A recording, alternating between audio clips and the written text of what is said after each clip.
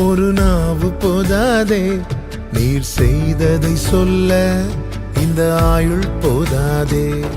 உன் நீதியை சொல்ல ஒரு நாவு போதாதே, நீர் செய்ததை சொல்ல இந்த ஆயுள் போதாதே. இன்று என்னை காண்பதெல்லாம் உம்மால் தானே வந்தது. இயேசு கிறிஸ்துவின் இனிய நாமத்தினாலே உங்களை மனதார வாழ்த்துகிறேன். கடந்த நாட்கள் எல்லாம் கிருபையாய் பாதுகாத்து இந்த நாளை காண செய்த தேவனுக்கு ஸ்தோத்திரம் உண்டாவதாக. கர்த்தர் உங்களை பாதுகாத்து ஆசீர்வதித்து நடத்துவாராக. அப்போஸ்தல நடவடிக்கைகள் 17வது அதிகாரம் 32, 33 வசனங்கள். மரித்தோரின் உயிர்த்தெழுதலை குறித்து அவர்கள் கேட்ட பொழுது சிலர் இகழ்ந்தார்கள், சிலர் நீ சொல்லுகிறதை இன்னொரு வேளை கேட்போம் என்றார்கள். இப்படி இருக்க பவுல் அவர்களை விட்டு போய்விட்டான். கர்த்தருடைய பரிசுத்த நாமம் மகிமைப்படுவதாக. அத்தேனே பட்டணத்திலே அப்போஸ்தலனாகிய பவுல் போய் நின்று கர்த்தரை குறித்து, அவருடைய உயிர்த்தெழுதலை குறித்து பிரசங்கிக்கிறான்.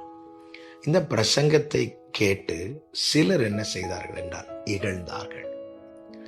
சிலர் நீ சொல்லுகிறதை இன்னொரு வேளை கேட்போம், இப்பொழுது கேட்க மனதில்லை, இன்னொரு வேளை நெக்ஸ்ட் டைம் நாங்கள் கேட்கிறோம் என்று சொன்னார்கள்.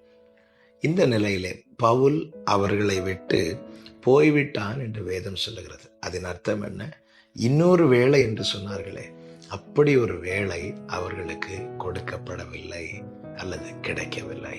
இந்த நாளில் என்னை கேட்டுக்கொண்டிருக்கிற அன்பு சகோதர சகோதரி, வேதம் தெளிவாய் சொல்லுகிறது, அவரை கண்டடையத்தக்க சமயத்திலே அவரை தேடுங்கள், அவர் சமீபமாயிருக்கையில் நோக்கி கூப்பிடுங்கள்.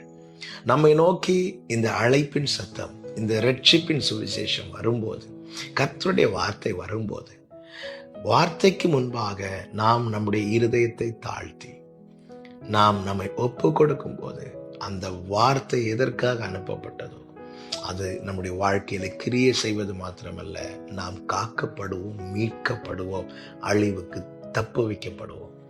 நம்மில் அநேகர் ஒருவேளை இகழவில்லை என்றாலும் இங்கே சிலர் இன்னொரு வேளை என்றார்களே. இந்த நிலையில் தான் நம்முடைய வாழ்க்கை தொடர்கிறோம். கர்த்தர் நம்மோடு பேசும்போது, உணர்த்தும் போது, எச்சரிக்கும் போது, ஆமேன், இனி ஒரு வேளை நெக்ஸ்ட் இயர்ல பார்த்துக்கலாம். அநேகரை பார்த்துருக்கிறீங்களா?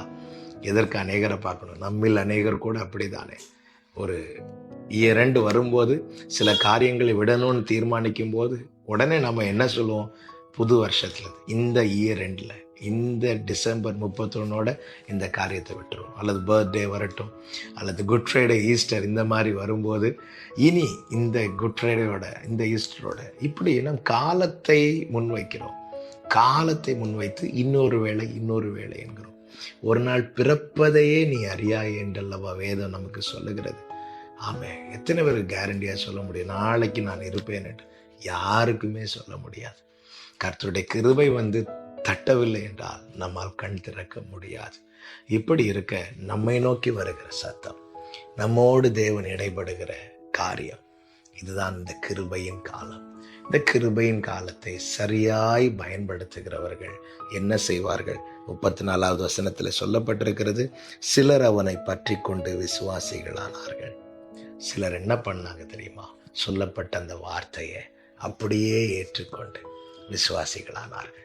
சிலர் இகழ்ந்தார்கள், சிலர் இனியொரு வேளை என்றார்கள். இனியொரு வேளை என்று அவர்கள் எண்ணினார்கள், ஆனால் அவர்களுக்கு அந்த வேளை கொடுக்கப்படவில்லை.